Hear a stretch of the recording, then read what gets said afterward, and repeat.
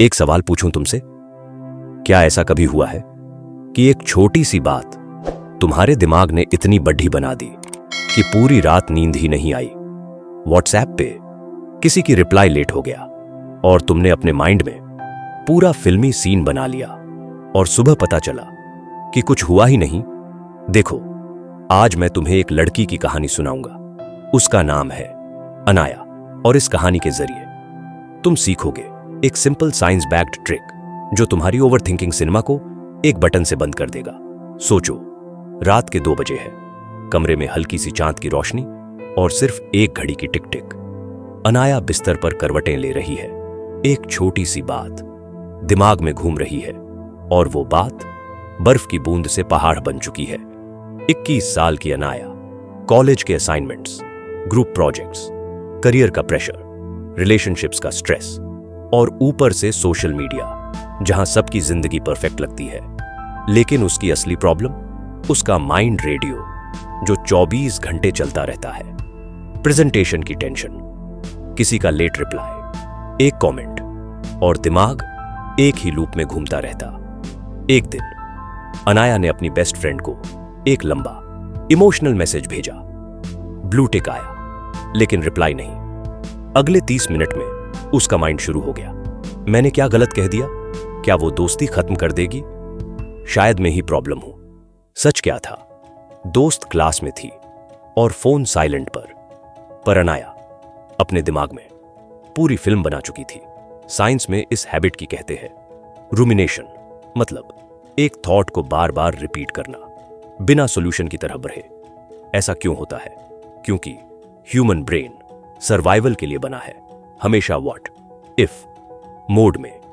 University of Michigan की एक study कहती है, जब तुम ओवरथिंक करते हो तुम्हारा डिफॉल्ट मोड नेटवर्क एक्टिव हो जाता है, एक ऐसा जोन जो तुम्हारे दिमाग में इमेजिनेशन की मूवी चलाता रहता है।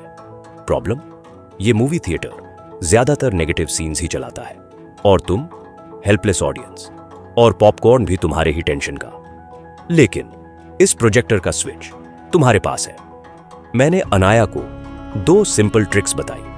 पहली, 5 से 4 से 3 से 2 से 1 ग्राउंडिंग। दूसरी, कॉग्निटिव डिफ्यूजन। नाम सुन के हेवी लगा रहा है ना? नहीं, ये आपके चाय बनाने जितना सिंपल है।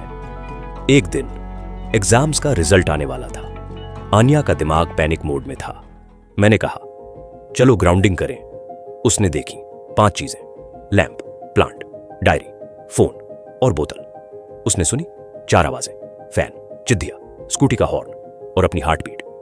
उसने छुई 3 चीजें, बेडशीट का टेक्सचर, फोन कवर और अपने बाल। उसने स्मेल ली 2 चीजें, कॉफी और अपना परफ्यूम।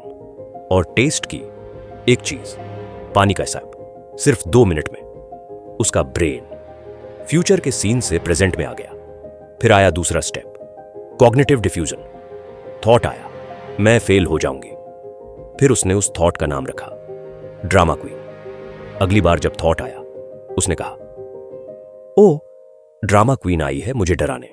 जब तुम रियलाइज करते हो कि तुम थॉट नहीं, तुम थॉट के मालिक हो, तो गेम बदल जाता है। 1 हफ्ते बाद वही ब्लू टिक वाला सीन हुआ।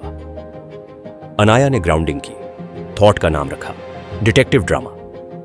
फोन साइड में रखा और अपना फेवरेट सॉन्ग प्ले कर दिया। 1 घंटे बाद दोस्त का सिंपल रिप्लाई आया, सॉरी, क्लास में थी।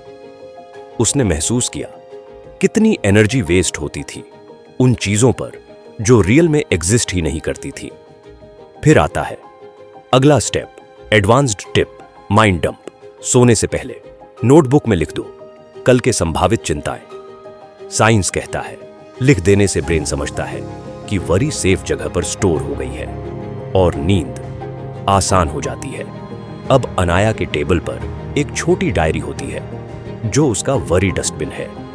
अनाया की कहानी एक बात क्लियर करती है कि ओवरथिंकिंग एक बीमारी नहीं, ये एक आदत है। और जैसे तुम बाइक का इंजन ऑफ करते हो, वैसे ही तुम अपने सोचने का स्विच भी ऑफ कर सकते हो। अगली बार जब तुम्हारा माइंड ड्रामा करे, नाम दो, थोड़ा हंस दो और याद रखो तुम डायरेक्टर हो और तुम्हारे थॉट्स बस जूनियर आर्टिस्ट्स हैं। अगर आपको यह वीडियो अच्छा लगा तो इसे लाइक करें, शेयर करें और मेरे चैनल को सब्सक्राइब करना ना भूलें। और ये वीडियो उस दोस्त को जरूर शेयर करें जो आज भी ओवरथिंकिंग की प्रॉब्लम से जूझ रहा है।